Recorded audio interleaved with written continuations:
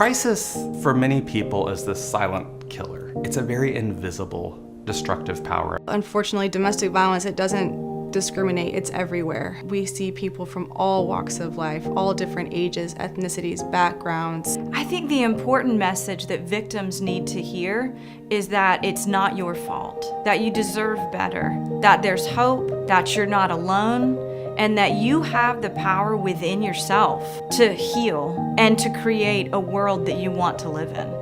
I found myself in a very oppressive and intense relationship, and I was pregnant at the time, and we had just moved to Chattanooga. So I was very isolated, didn't have a support system, was working a lot of hours to keep our family afloat, and yet my emotional space was very broken down. I didn't believe anymore that I had something to contribute to the world. I didn't think that I could solve my own problems. He had convinced me that nobody else would want me, that I was broken beyond repair, that he was trying to fix me and be the hero, but that I couldn't even see my own problems. That's how bad it was. But what I could see was how my kids were suffering under his heavy hand. The behaviors I saw in them were what created urgency for me, even when I lost sight of the damage and the abuse that was happening to me. There was always the promise of change and the promise things will get better and pleas for me to stay, but nothing ever changed. And despite all the confusion and how overwhelmed I was, seeing my kids every day hanging by a thread was what compelled me to look for help.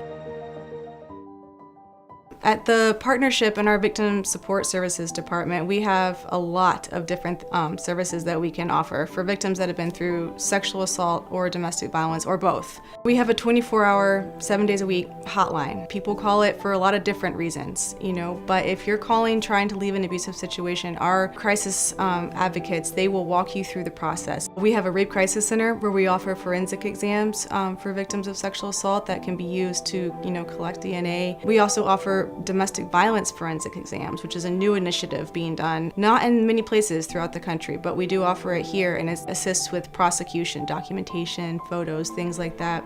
We also have a domestic violence shelter where victims can come if they're trying to leave an abusive situation. We have rooms for singles and for families where you can come and rest and receive services. Our case managers there walk alongside people trying to get back on their feet, getting out of these abusive situations. When I called Partnership, they were the first people who confirmed that I wasn't crazy and that what was happening to me was not okay, and being seen was incredible after being invisible for a long time. It was the first glimmer of hope that I could recover a life and give something back to my children. One specific memory that has always been very defining for me was the first night there and getting all 5 of my children to bed in this new, foreign, strange, weird place that we are. All of the unknowns, all of the fear. And I left the room once they were all asleep and went out to the hallway and ended up like in the fetal position on the floor in the hallway of this shelter, just like weeping and wondering, how in the world has my life arrived here? These women came out of their rooms and surrounded me, and they said, oh, it's just your first night here, and this is how everyone feels on their first night, but you're gonna be okay. And it was such a beautiful, sacred moment of connection and of unity and the power of women.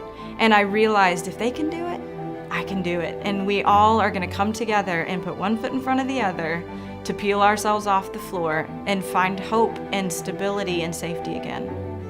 If this city didn't have an organization like the Partnership, there's dozens, hundreds, thousands of people whose lives would be in significant state of decay and shambles.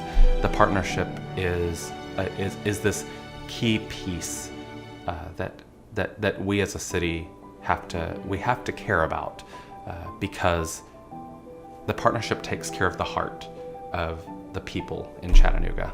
So much of the community does not know how amazingly they are saving lives every day by being there with hands outstretched to victims of violence, assault, and abuse. The work they do truly is the bridge that got me from desperation and despair back to a space of believing that we could live again.